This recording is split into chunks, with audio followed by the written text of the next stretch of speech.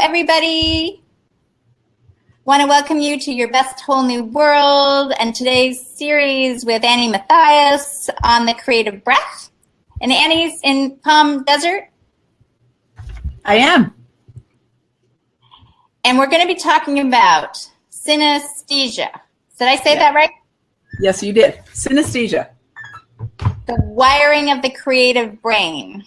And this is really great information. So, as I said in my little prelude before, it's probably going to give you a lot of insights to some of your children, teenagers, even yourself, as Annie just simply discovered this about 8 or 9 years ago, even though she's had it all her life. So I'm looking forward to knowing all about this topic. Okay. Well, synesthesia is one of these subjects which, as we've been talking about in the creative breath, as science grabs a hold of the importance of creativity and some different things, they are very, very interested because it doesn't just have to do with art or creating types of things, but it has to do with consciousness and the cognitive way of thinking and how the brain works and all that. And synesthesia, basically, what that means is, well, I'll read it to you. The definition is a sensation experienced in a part of the body other than the part stimulated. In real life words, what that means is, and there's many forms of synesthesia, although some are more well known than others, and we'll go through that. But basically what that means is, if I hear a sound, instead of just hearing with my ears, I might also see colors. Or if I, so it's not a brain disorder. It's not in the DSM-5 or 6 or wherever we're at now. It's just the way that your brain is wired. And because of our PET scans and the technology now that we have, they're able to set off different stimuluses and watch the synesthetic brain in how it responds, what parts light up when certain stimuluses are activated. So it's a fascinating study, not only for, creativity, but it's a fascinating study for the scientists also and the people who are working with our brains. Another example of synesthesia may be, well, let me start out with probably the most common, and that is when you see letters, the letters may be in different colors. When you see numbers, the number 5 might be to a person, it might always be green, or the letter G might be a pale blue. Now, this is the most common form of synesthesia. And if you were to play a game with children, you would find that many of the children do have this type of synesthesia. But I think over time, they retain it. I mean, one of my little pet fun things I do is I look for synesthetes in my everyday life. And part of that was because when I was in grad school, I went back to school for my master's when I was 40 and took it in dog years. But when I was in grad school, I came across this word, synesthesia, and it jumped out at me. And I read about it. And I thought, oh my gosh, I'm a synesthete. That's why I have all these, and there's a bunch of them. That's why I have all these different ways of how I receive input. Right. And I was so delighted and, because people always said, oh, you're really weird. Well, no, it's just how my brain is wired. So in helping to educate others, you're not weird. It's just how your brain is wired. And it's a fascinating thing. And so anyhow, this is what we're going to be talking about today. It is totally fascinating. And I've got so many questions that are coming to mind. And first, so when you talked about numbers and color, so let's say they see 5 as green. Does that mean when they see green, they see number 5? No. Okay. So they just see the number 5. So you're showing them 5. And what we might, some of us think we're even trained to see the number 5 as just an outline of a digit. Yes. They're seeing 5 as green. As green, yes. And all the numbers would have different colors. So then when they're taught colors, how does that impact their numbers? Well, say, it just depends. Many children won't talk about it. At an early age, many synesthetes think that everybody is that way.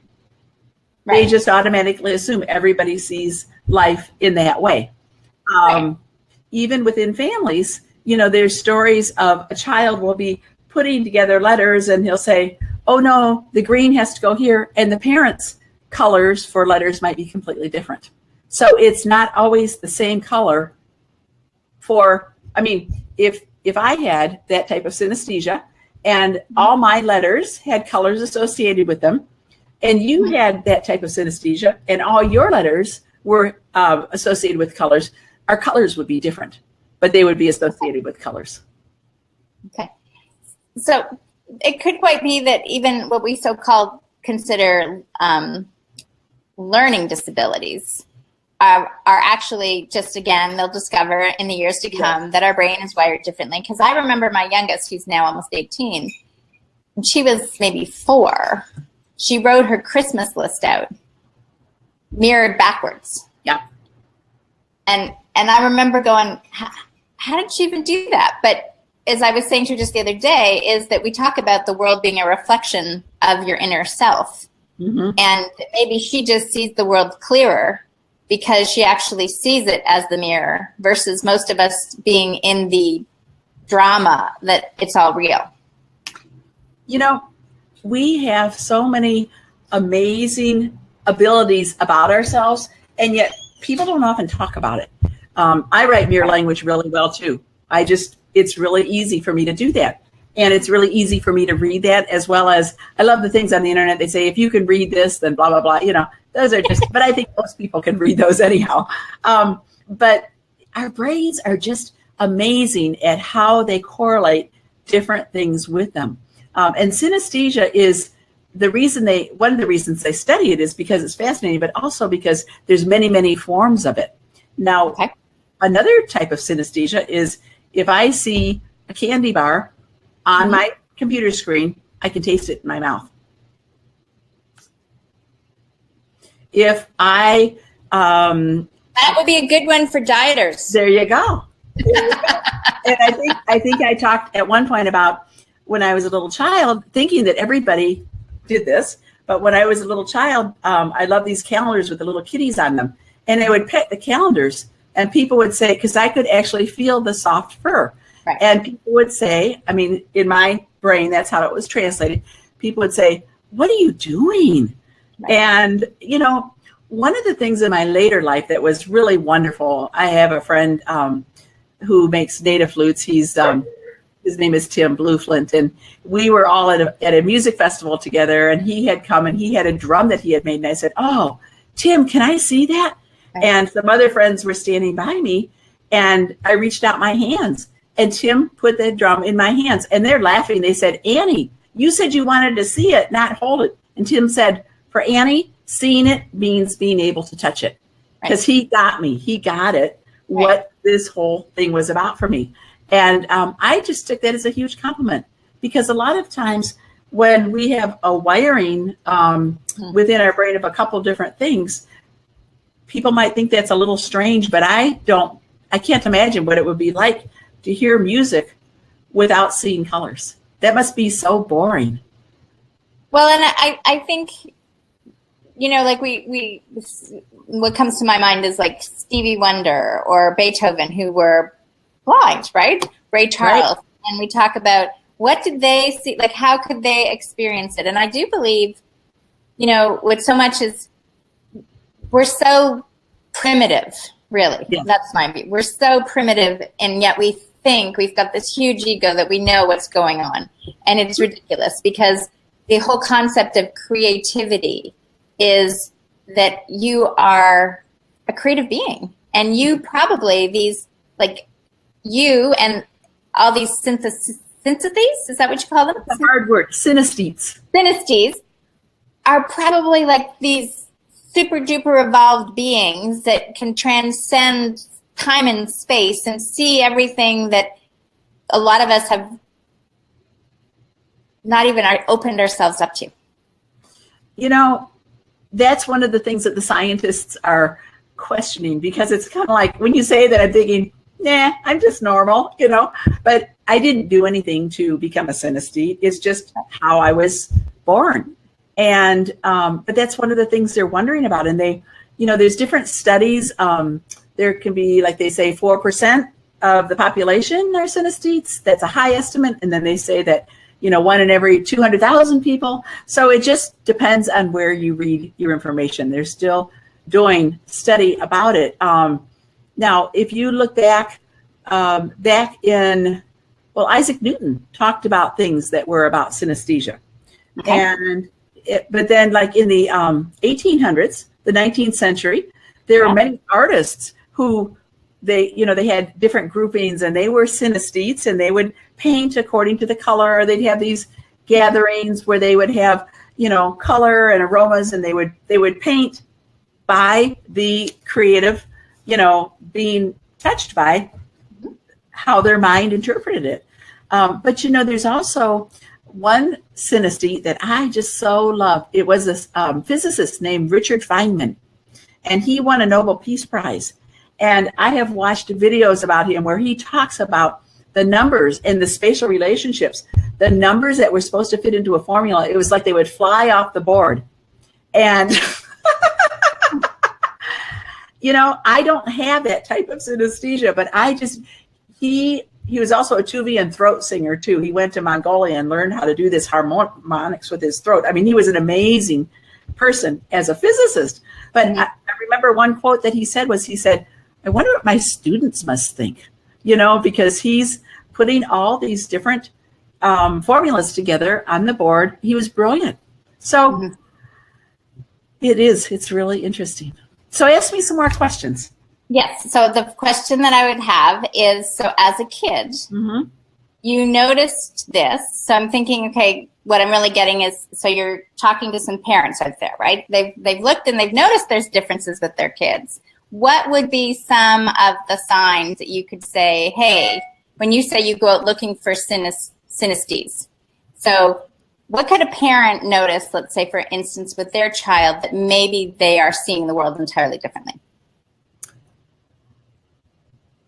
I have some good friends who I finally told them, I said, your son is a synesthete, and this is what it means. Because this child would be playing music in a certain way that it wasn't the traditional manner. Right. And so I got together with him and I said, what happens when you hear a note? And he began to tell me, and I said, but I prefaced that by saying, this is what happens when I hear a note. And so he knew it was safe. He wasn't going to get, laughed at or anything like that.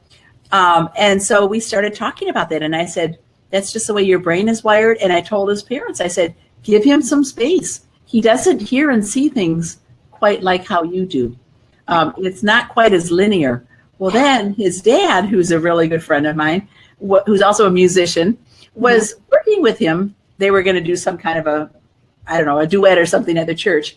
Right. And he was getting frustrated because his son, who was at that time about 14 years old, couldn't separate all the parts out. Right. And the father said to the son, all you have to do is just turn down the different parts you don't want to hear. And so you can hear the drum part, or you can hear this part or that part. His wife turned to him and she said, not everybody is able to do that. Because what he was able to do was he was able to hear 6 different instruments. And as if he was sitting in front of a mixer, he could turn down the volume on 4 of the instruments and only hear 2 parts. And finally, he realized, oh, you mean most people don't do that? And it's like, no, they don't. And he was 45 years old when he discovered this. And right. Here he was thinking, people were just idiots or something. Why didn't they just turn down the music, So it's really fun. I can kind of tell just by the way people talk. Mm-hmm. I once gave some native flute lessons, which I'm a teacher, but I gave a flute lesson to a gentleman who had heard me play, and he asked if he could come for a couple lessons. Mm-hmm. About 5 minutes before the lesson was over, he said, you're a synesthete, aren't you? And I looked at him and I said, yes. And I said, how did you know? Are you? And he said, no, but I've studied you guys for 30 years. And the way that I spoke, my language, the way that I explained things, he was able to zero in and tell that I was perceiving things in a couple of different ways rather than just one way. Does that answer the question? Yeah, I mean, it does. I mean, I think there's a lot of children out there now that, especially that, you know, whether it's because the media is allowing us to see their creativity, that's coming forth again. But, you know, we always did have these great masters and art, you know, child prodigies, you know, in centuries go by. Yes. So, like I know from I think back of my youngest one. So when she first sat down at a grand piano, she played like it was almost beautiful, right? Like, and I say almost, like it was, and then when we got her into piano lessons, no, and that's the same thing. She can create a song, she can sing a song, almost. That's how she deals with things, and she just, songs come to her, and I don't know how that happens, but that's how it occurs for her. And whereas my other daughter, she could totally see something and copy it perfectly, right, and create it when she was 5 and 6 and things. And again, those were totally different. So I elected, I mean, they were really removed from traditional school because I felt like they needed to develop themselves and trust that I wasn't the one that was going to teach them, and it wasn't going to be the school system that was going to teach them, that their inner guidance would come through and allow them to experience and be who they're designed to be. You know, but not everybody has those options. No. And with synesthesia, one of the things that, well, there's probably 30 or 35 forms of synesthesia. And part of it happens in the higher cortex area, and some of it is in the lower brain. The most common one, where the letters or numbers have colors, is in the lower part of the brain. And but unless you know what to look for, you might completely miss it. You might think, oh, that's an interesting way of describing it, but you might completely miss it. One of the things that for me is when I'm in pain, if I have like when I had a kidney stone, all these colors would come up. I would see colors with the pain. One of the things too with synesthesia is it can either be a projective, where you're seeing it outside of yourself, or an association where you, well, for instance, a projector hears the trumpet and sees maybe orange triangles, whereas an associator hears the trumpet and thinks of the color orange. Do you see how that's different? Yep. So there's, you know, it's kind of like people having inner visions and outer visions type of thing. So there's a wide variety of different types of synesthesia having to do with the different senses. So the first and foremost is to be aware of how your child is on their own, really, and allowing them that space, and to recognizing that they might be interpreting or seeing or experiencing something entirely different. That's absolutely right.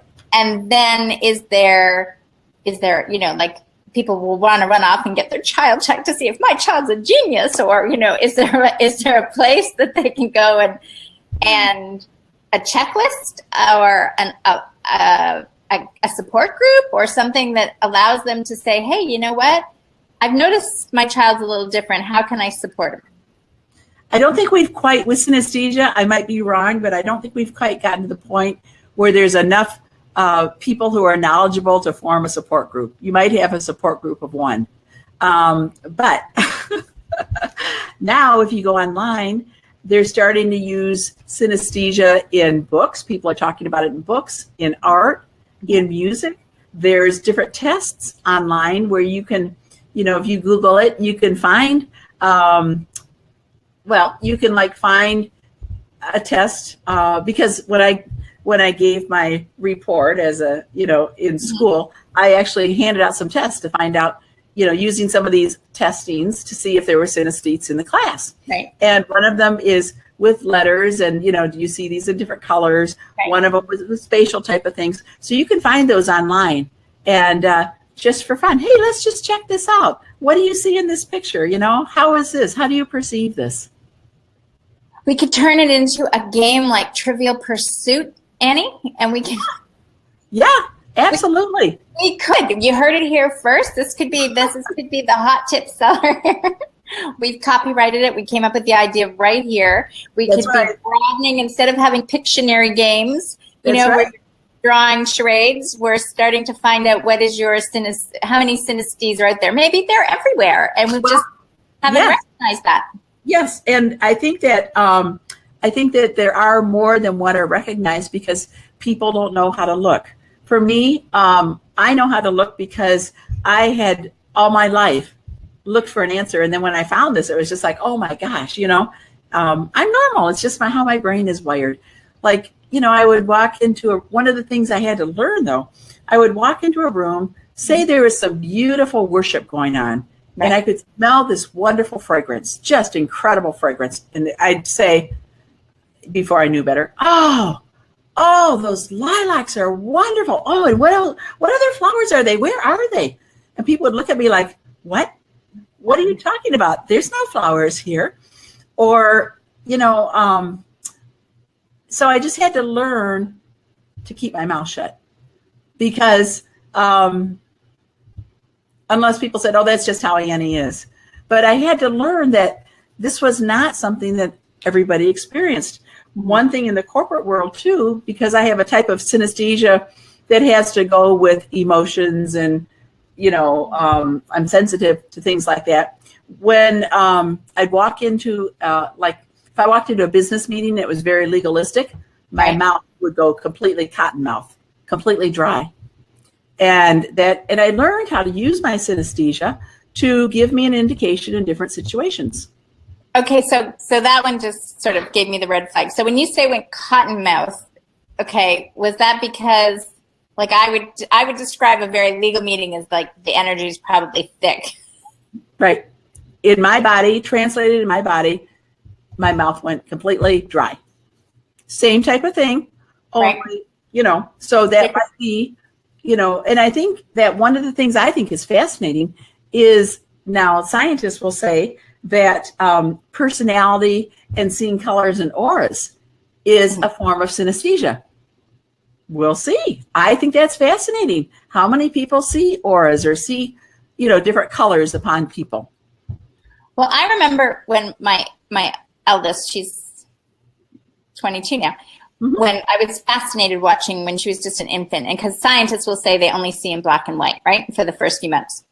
Oh, I didn't know that. Yeah, and that's what they'll say. The first few months, they only see in black and white. And I was like, that's because I would watch her, right? And I'm like, she is seeing everything else in color. And she's like everywhere else. And then we're somehow wanting to train this little body and tell it it's a different world. Yes. And I remember even I had like spigot things, big fish on her wall. I had some three-dimensional, but she would go to be grabbing these, like she would think that they were three-dimensional. And that's, like I spent a lot of time just seeing, she sees it entirely different than how we're pretending that she's experiencing the world. Yes. And yeah, I learned a lot just from observing. When you were talking about that too, I know for me, when I dream, sometimes I see colors that I can't see with my eyes open. And they've done studies on that. And one scientist from, I think, the 1950s called it Martian colors. And then since then, it's been translated into alien colors. So we have colors where you can't see, and because I'm a lucid dreamer, when I'm dreaming, I'm thinking, oh, I wouldn't be able to see this color if I was not dreaming. If I was awake, well, that's all wrong. If I was walking around, not in this lucid dream. Yeah. And so it's interesting because it has to do with the brain and how the brain perceives, how the brain is able to see those alien colors. Just like a lot of times if people are doing drugs or things like that, they see colors which are much fuller and of a broader spectrum than if they were just straight. And I'm not encouraging people to do drugs, but some people, when I talk about synesthesia, it'd say, oh, did you do drugs when you were younger? And it's like nothing to do with that. Although sometimes when people hallucinate, they will see in a synesthetic way. So, and they'll just see these types of things. Well, then, that would beg my idea to say it's quite possible that as we awaken to what we really are as a spiritual being, that all this is always who we are, right? In the presence of auras and colors and presence. And when you're doing so-called drugs, you end up relaxing to be more of who you really are, in terms of that. And that's why people say, oh, it feels so much better. But I think the natural high is much preferred. Yes. Yes, I agree. So, this just is a huge area. I know. So I can see why when you first found out, you had such a release, I think you said you cried for a couple days, right? Yes. Yeah. And so is in that sense of what would you share to people now that maybe it's them, maybe they're just like you, that you've grown up this whole time and they're just listening to this for the first time and they're going, oh my gosh. I recently had that experience where I was talking to the granddaughter of one of my good friends, and we were having a conversation, and because I play the crystal bowls, I do healing sessions with that. And I was just talking about that, and I was talking about thunder. And I've had a recent surgery where now I'm able to hear thunder again, which I haven't heard thunder for years. But I told her, I said, for me, thunder is this most wonderful blue with this flashing, pulsating, and I was just describing to her what thunder looks like to me because I hadn't been able to hear it except for the vibration through my feet. And she looked at me and she said, how do you do that? And I said, it's just how I'm wired. Well, she called me a couple days later and she said, I found out the word for who you are. It's a synesthete. And I said, yeah, I know. And she said, I can't believe that. That's fascinating. She was asking me all these questions. And I said, anytime you want to talk about it, feel free to just call me and ask me questions, because to sit and talk about it all at once is huge. You're right. It's so huge. But, for people to ask specific questions is, I think, much more. That's why I was saying, ask me any questions that you have. Yeah, well, I think for the general audience, it's like giving them ideas of what to look for, what to be aware of. And, I think sometimes when I remember hearing a story way back when where, a child will say, oh, that person's red, right? Yes. When they're angry, Yes. And they, no, they're not. Like, there's no red, right? Because they're sensing the aura color, and, and I guess that's the biggest one is if you're a parent to observe and give your child permission to be unique and special. And I believe that's definitely a message that's going out there in many ways, but to really honor that they can be entirely, completely different than you. And to be able to ask somebody, whether it's a child or another adult, to be able to, well, what does that feel like? Or what do you see? I mean, ask them without judgment or without laughing at them, because me, for instance, I got so tired of being laughed at when I was a child, I just stopped telling people. But it would eke out in my writing as a writer. You'd see little bits and parts and people go, oh, it's just like I get transported in there. Well, parts of that synesthesia I would use in my writing. But if you are asking a child or a friend, ask them in a non-judgmental way and say, would you explain to me what that's like? And just ask questions that give them permission to go in deeper, because they might not even actually ask themselves those questions. So it can be a self-exploratory type of thing also. Yeah, it's like approaching it is like respecting their gift, that it's like going traveling in the sense when you see a great new sight. So when somebody's doing something that you go, wow, how did you see that? Or what did you experience that? And be in awe and appreciation for it in that sense versus anything other than it's just different. And we're lucky that we have such great diversity in the world. I love diversity. I think that is one of the most fascinating things.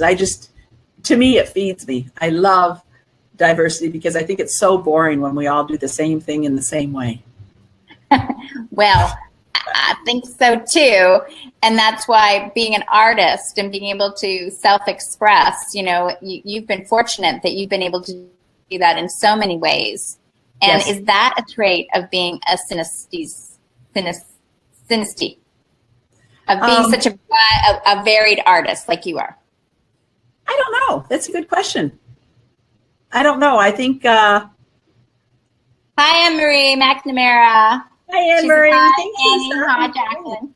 I don't know. That's a good question. I don't know the answer to that. I know that with my hands and with my art, with my words, with my music, I'm always trying to explain that which I see, that which I feel, that which is surrounding. So yes, that might be very true. I think we talked before about how Rhapsody in Blue was written to describe many of the, hello, Anne-Marie, was written to describe many of the blue colors in that piece. Right. Yeah. Do you have any questions there for us, Anne-Marie? Because, the fact that you've joined us here now, but we're getting close to signing off, but we'd love to know if you have a specific question about this topic, because this is an awesome one. And as we're just waiting to see if those, because by the time the technology and the fingers type and it gets sent out to us, I mean, even how does that work, right? I see that in multiple colors sometimes. So I just really wanted to say thank you for letting me talk about this, because this is a subject that I think, because it was so near and dear to my heart, I love having a chance to share it. And if anybody has questions, they should just leave their questions and we can touch on it again. Yeah. And because this is like, for me, you're opening a door, it's kind of like a Jacqueline in the box, that you're opening a new realm of possibility to so many people that it'll be the first time they've ever heard of this, and the light bulbs are going to go on and they're going to go, wow, and the seeds will be planted, and your share here is so appreciated, because it really is going to transform so many lives. So thank you for doing that. I just have to say before we go, that's one of the reasons why I love to play the didgeridoo, because to me, in playing the didgeridoo, it smells like organic black earth in the forest, and it gives my whole body that feeling of walking in the forest. And it's just, when I first heard the didgeridoo, it was just like, oh, and different keys, of course, have different colors and, little variations of those. But that is why, for me, that is why I really wanted to learn to play the didgeridoo, because it was so soothing to my spirit, my soul. And we're going to get to hear you again play the didgeridoo in the months ahead, but not right now, because it's still in the healing process. And Anne-Marie's going to watch the beginning of the interview, so then she can write down her questions she has. And anybody else, we'd just love to hear from you. And next week, we're going to start to talk about writing as a healing modality, and writing as a way that it can change your life. And I'm not talking to people and say, you have to be a writer, because everybody says, I'm not a writer. This is a whole secret society of people who write for other reasons. Ooh, secret society.